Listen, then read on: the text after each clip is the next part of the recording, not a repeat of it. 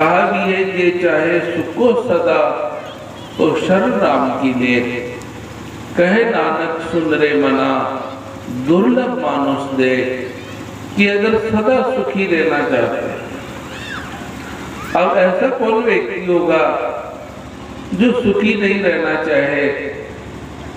सुख तो सभी को चाहिए, सभी यही चाहते हैं सुखी रहे, और संत भी कामना कर रहे थे कि सबके यहाँ सुख बरसे।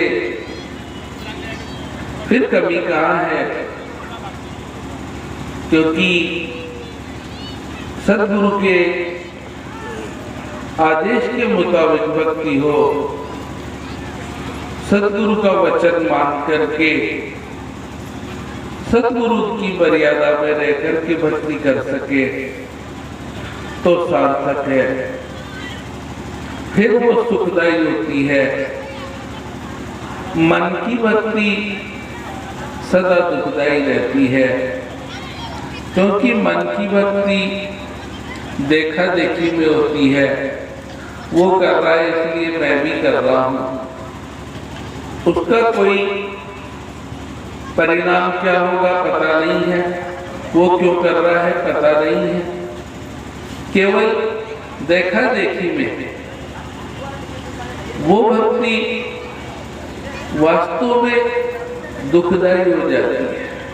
वो पैदल यात्रा कर रहे हैं तो मैं भी उनके साथ पैदल यात्रा जाऊं, वो नंगे पैर जा रहे हैं तो मैं भी नंगे पैर चलूं।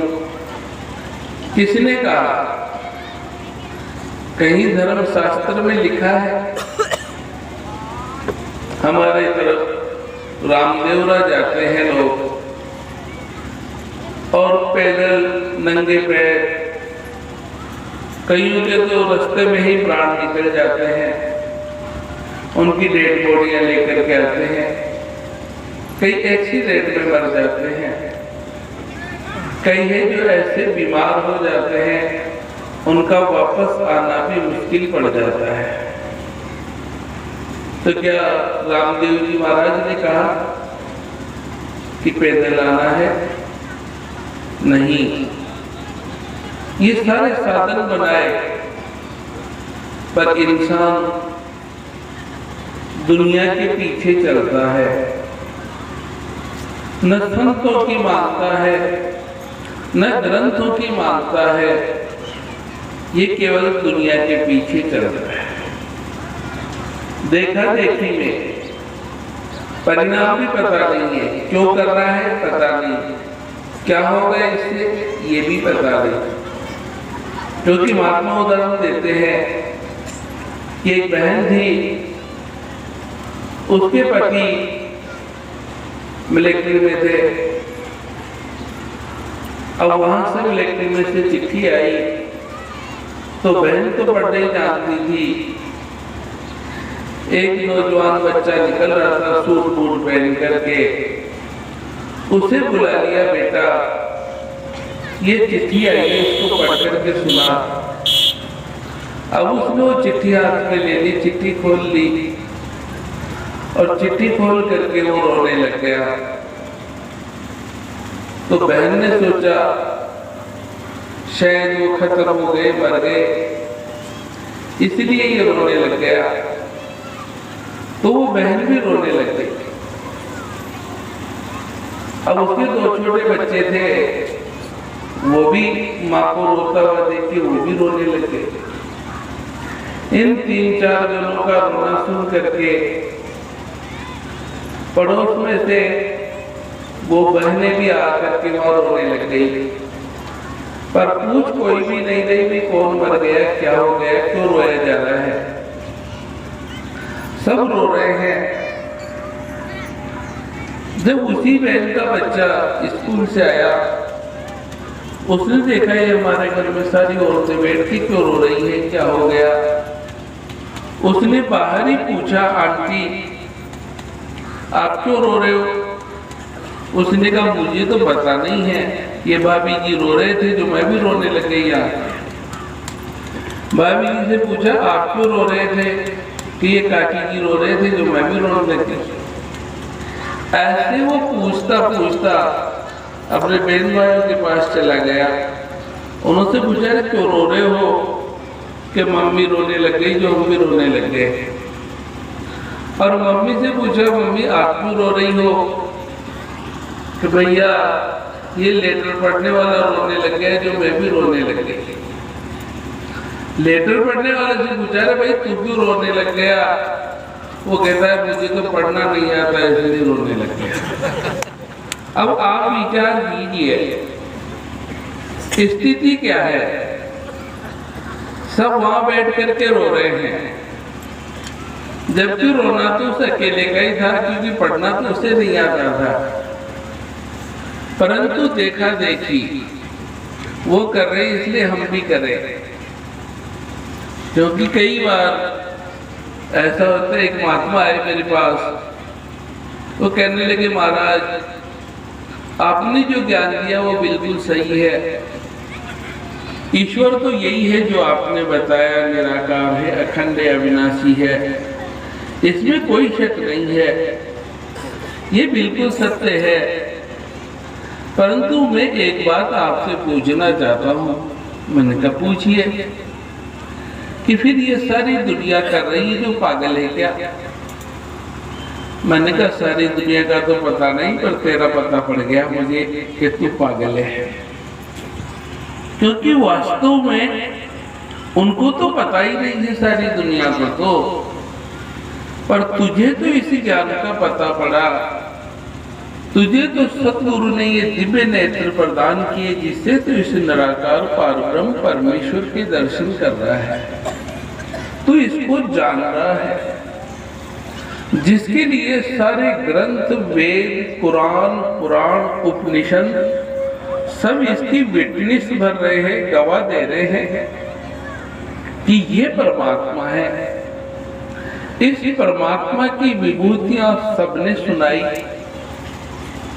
16 कला संपूर्ण भगवान श्री कृष्ण ने भी यही कहा, नैनम छेदंती शस्त्राणि नैनम दहती पावका नाचे कले दंत्या को नाशोषति मारुता। कि हे अर्जुन, मेरा जो शुद्ध स्वरूप है वो तो अविनाशी है।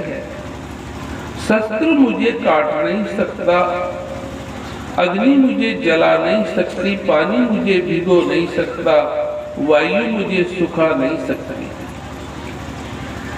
यही प्रमाण गुरु नानक साहब ने भी दिया। एको सिमरो नानका जो जल थल रहा समाए, दूजा काहे सिमरिए जो जन्मे और मर जाए। किसी एक को सिमरो जो जल में और थल में समाया हुआ है, जो सर्वत्र व्यापक है। वेदों में भी उच्चारण किया, अखंड मंडलाकारम व्याप्तम ये न चराचरम तद पदम दर्शितम तस्मै श्री गुरुदेव नमो। कि ये ब्रह्म ऐसा है। फिर रामचरितमानस भी कह रही है, बिन पद चले सुने बिन काना, कर बिन कर्म करे विधि नाना, आनंद रहित सकल रस भोगी, बिन वाणी वक्ता बड़ जोगी, तन बिन परस नयन बिन देखा, बिनई घ्राण के लेत अशेषा। ये सब भांति अलौकिक करनी, महिमा व्यास जास नहीं वर्णी। कि इसकी महिमा वेद व्यास जी भी नहीं जा सके। रामायण ने गवाही दी, गीता ने गवाही दे दी, कुरान गवाही दे रहा है, तू बैनून है, बैचून है, बेमिसल है, लागरज है, लामका है, तू लाफानी है, तू बका है, बाकी सब फानी होने वाले हैं। कुरान पाक शरीफ भी यही फरमा रहे हैं। इधर कबीर साहब जी ने भी यही कहा, पानी से पैदा नहीं, श्वासा नहीं शरीर, अन्न आहार करता नहीं, ताको जपे कबीर। बिन पानी का पूतला, बिन धरणी अंकुर, बिना बीज का वृक्ष है सब जीवों का मूल। ऊंचे से ऊंचा और बारीक से बारीक जाकी कबीर करे तारीफ। आप विचार कीजिए, आवे न जावे मरे नहीं जन्मे, नहीं धूप नहीं छाया, कबीर में ऐसा अणगढ़ धाया। आता जाता नहीं है, मरता और जन्मता नहीं है, धूप और छाया नहीं है, और ऐसा अणगढ़ है जो किसी ने गढ़ा नहीं है। ऐसे पारब्रह्म परमेश्वर की यहाँ पर जिक्र किया जा रहा है, क्योंकि ऐसे पारब्रह्म परमेश्वर को जानने के लिए ये मनुष्य जन्म प्राप्त हुआ है, और कोई कार्य इसका नहीं है। धर्म ग्रंथों ने इसका कोई कार्य बताया ही नहीं मनुष्य जन्म का, बल्कि लिखा भी ये बहुत जन्म बिछड़े थे माधव, ये जन्म तुम्हारे लेखे। कि खाना पीना सोना बच्चे पैदा करना ये तो मैं 84 लाख योनियों में भी करता आ रहा था, परंतु अब ये मनुष्य जन्म प्राप्त हुआ है, ये केवल मात्र आपकी भक्ति के लिए, आपकी सेवा के लिए, आपके संतों की सेवा के लिए प्राप्त हुआ है। परंतु इंसान बेखबर होकर के इस माया में गलतान हो गया, परमात्मा को विसार दिया, और फिर चाहता है मुझे सुख मिलेगा।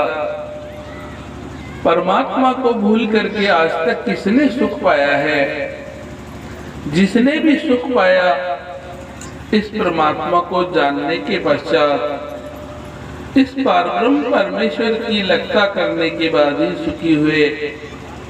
फिर सारे आल जंजाल समाप्त हो गए, फिर सारे दुख और कलेश मिट गए, क्योंकि जन्म मरण के मिटे अंदेशे, सतगुरु के पूर्ण उपदेशे, कि अब मेरे को जन्म मरण का भय समाप्त हो गया।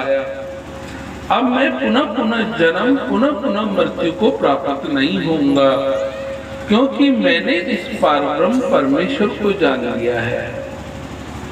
इसको जानने के पश्चात ये जीव परम गति को प्राप्त होता है, इसकी अधोगति नहीं होती। जो 84 लाख योनियों में भटकते हैं, नाना प्रकार के कष्ट दुख उठाते हैं, जिसके लिए लिखा कहीं जन्म भय कीट पतंगा, कहीं जन्म गजमीन कुरंगा, कहीं जन्म पंछी सरप होयो, कहीं जन्म है वर वृक्ष जोयो, मिल जगदीश मिलन की बरिया, चिरन कालिए देश सिंदरिया। कि वास्तव में ये तेरे को अब मनुष्य जन्म प्राप्त हुआ है, ये परमात्मा को जानने के लिए हुआ है। इस मनुष्य जन्म के लिए मानस ने भी जिक्र किया, बड़े भाग मानुष तन पावा, सुर दुर्लभ सद ग्रंथ ही गावा, साधन धाम मोक्ष का द्वारा, पाए निजे परलोक सवारा। कि ये मोक्ष प्राप्त करने का साधन तुझे मानव शरीर मिल गया, और इसको प्राप्त करने के बाद भी अगर तू इस परमात्मा को प्राप्त नहीं कर पाया, मोक्ष को प्राप्त नहीं कर पाया, तो फिर ये तेरा जन्म व्यर्थ है। फिर गोस्वामी तुलसीदास जी ने इसे ही फिटकार दी है कि क्षति जल पावक गगन समीरा, पंच रचित ये अदम शरीरा। कि फिर इसको अदम कहा है, फिर इसको नीचा कहा है, तो इसलिए इसकी सार्थकता है ये आत्मा परमात्मा को जान करके और परमात्मा का ही स्वरूप हो जाती है। ऐसा रामचरितमानस ने भी प्रमाण दिया है कि सोई जानेऊ जन देहु जनाई, और जानत तुम्ही हो जाई। ये जीव आपको जान करके फिर आपका ही स्वरूप हो जाता है। जैसे जल में जल मिल जाता है, ऐसे ये आत्मा परमात्मा में मिल जाती है। फिर ये पुनः पुनः जन्म, पुनः पुनः मृत्यु को प्राप्त नहीं होती। फिर ये मोक्ष को प्राप्त कर लेती है, फिर से जन्म मरण के महाबंधन समाप्त हो जाते हैं। फिर ये आत्मा अपने स्वरूप को जान करके अपने स्वरूप में स्थिर हो जाती है। इसका नाम ज्ञान है।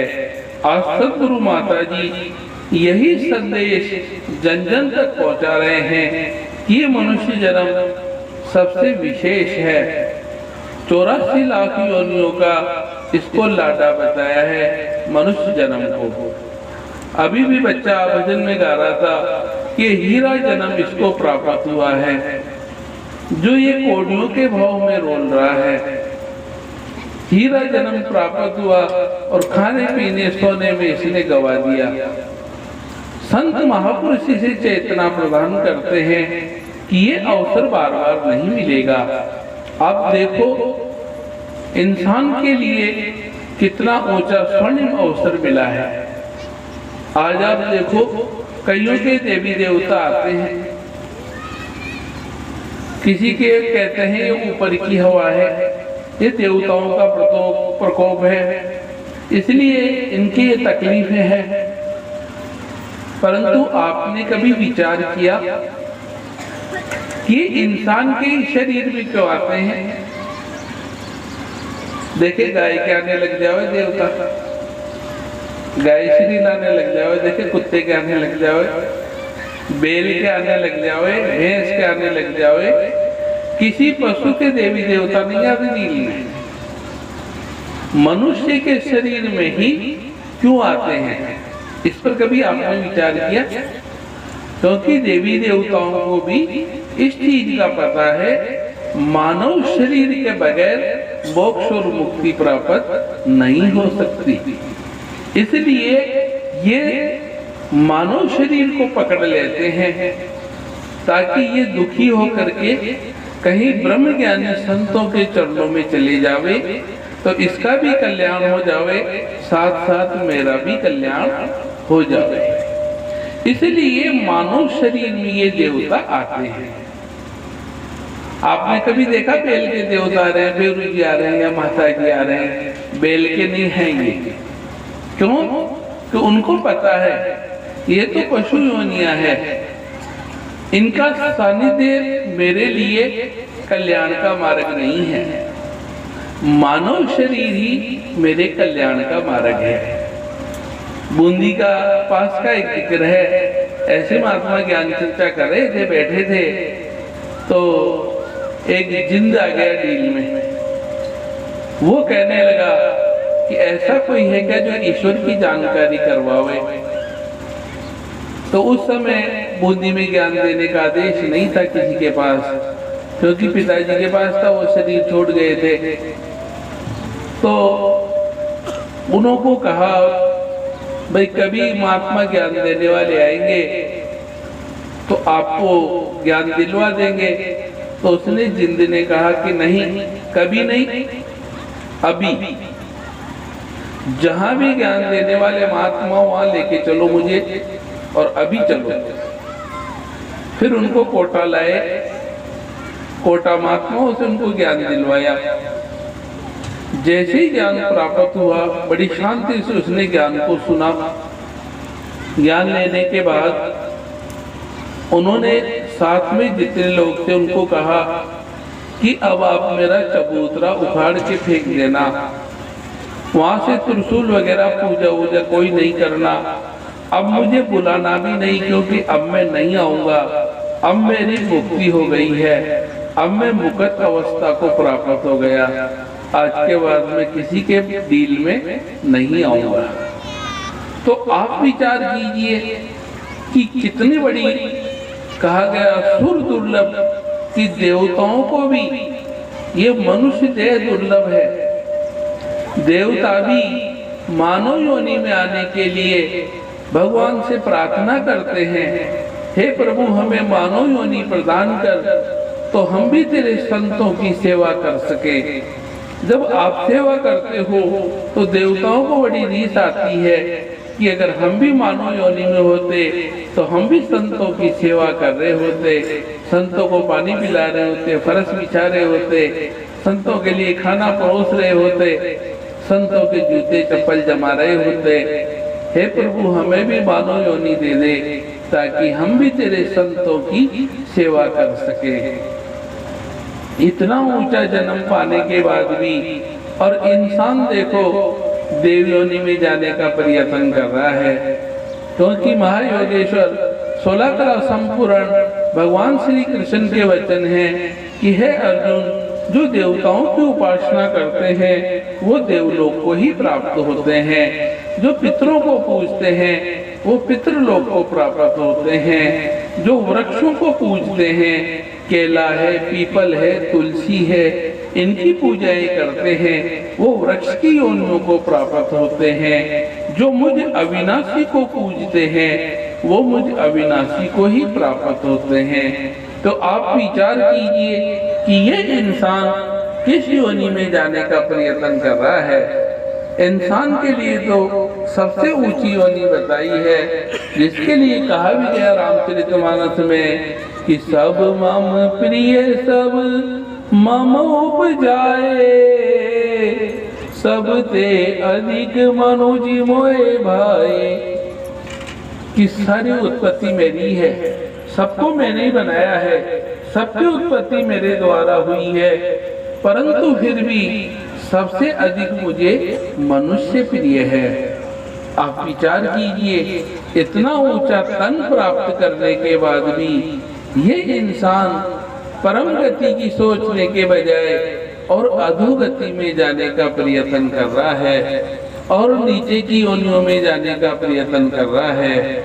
इसलिए संत इसे जगाते हैं, क्योंकि संतों के दिल में दुख है कि ये इंसान समझ ही नहीं पा रहा, ऊंचे की ओर जाने के बजाय और नीचे की ओर जाने का प्रयत्न कर रहा है। तो आज सतगुरु माता जी हर मानव के लिए, हर देश, हर गांव, छोटे से छोटे गांव में भी संतों को भेज करके और ये आवाज, ये संदेश दे रही है कि संतों, महापुरुषों, आओ इस सतगुरु के चरणों में आकर के इस आत्मा को परमात्मा से जोड़ लो, ताकि आपके जन्म मरण के महादुख समाप्त हो सके, आप सारे सुखों को प्राप्त कर सके, आपके तिमर अज्ञान का नाश हो सके, आप सारे कलेशों से निवृत्त हो सके, ताकि वास्तव में जो मानव जन्म का सच्चा सुख है वो प्रभु भक्ति है। प्रभु भक्ति से ही प्राप्त होगा और कोई उपाय नहीं है। नाना यत्न करने के बाद भी इंसान दुखी है। इंसान सोचता है कि मैं शायद अब सुखी हो जाऊंगा, मैं अब सुखी हो जाऊंगा। बचपन से लेकर के बुढ़ापे तक वो यात्रा पूरी कर लेता है, पर सुख इससे में नहीं आता, दुखी रहता है। और अब सुख होगा, अब सुख होगा, इसी उधेड़ बूंद में ये और दुख को प्राप्त होता चला जाता है, अपने मनुष्य जन्म को भी नष्ट कर लेता है। इसलिए संत जगाते हैं कि हे मेरे मित्रों, आज ये अवसर प्राप्त है, सतगुरु का ये खुला संदेश है कि आओ प्रभु के दर्शन कर लो, कह दो सब इंसानों को सतगुरु पल में मानव कर दे, मेरे सम है मानव को। कि आज ये इस पारब्रह्म परमेश्वर की लगता करवा करके इसके जन्म मरण के महादुखों को समाप्त कर रहा है। तो आज निरंकारी मिशन के चरणों में जो भी आया है, आज उसने निश्चय ही इस परमात्मा को पाया है, और पाया है जब ही गाया है। क्योंकि वास्तव में पाने के बगैर गाना नहीं होता, वास्तव में वो मस्ती नहीं होती। गा तो रहे हैं, राजस्थान की मीरा भी गा रही थी, परंतु बिना ज्ञान के जब गा रही थी तो रोना ही था, बिरलाप कर रही थी, बता रे मारा जूना जोशी, राम मिलन कब होसी, भैरी में तो राम दीवानी, मेरो दर्द न जाने कोई, घायल की गति घायल जाने, जो घायल ही होई, भैरी में तो राम दीवानी, मेरो दर्द न जाने कोई। रो रही है, विरलाप कर रही है। राजा की रानी होने के बाद भी फिर भी अपने आप को अभागन बता रही है। लकड़ी जल कोयला भई, कोयला जल भई राख, मैं अभागन यूं जली, कोयला भई न राख। कि वास्तव में विरलाप कर रही है, तड़प रही है। दर्शन तो घनश्याम नाथ मेरी अखियां प्यासी रे। कृष्ण की मूर्ति तो हाथ में ही थी, फिर किसके दर्शन, किसके लिए आंखें प्यासी थी। वो प्यास रविदास जी ने मिटा दी कि बेटा ये पारब्रह्म परमेश्वर है, ये सर्वव्यापक है, ये अखंड अविनाशी है, तुझे कहीं लेकर के जाने की जरूरत नहीं, ये सब जगह पहले ही मौजूद है। उसी समय मीरा का रोना खत्म हो गया। अब मंगल गीत गा रही है। पायोरी मैंने राम रतन धन पायो, अरे वस्तु अमोलक दी मेरे सतगुरु कर कृपा अपनायो। पायोरी मैंने राम रतन धन पायो। अब नाच नाच के कह रही है, चंदा भी जाएगा, सूरज भी जाएगा, जाएगा धरत आकाशी, पवन पानी सब विनश जाएंगे, पर अटल रहे अविनाशी। मैंने इस अविनाशी का बोध कर लिया है। तो दास और अधिक समय न लेते हुए इन्हीं वचनों से भूल चूक अवज्ञा के लिए क्षमा की याचना करता है। सत्संग जी प्यार से कहना। धन्यवाद जी।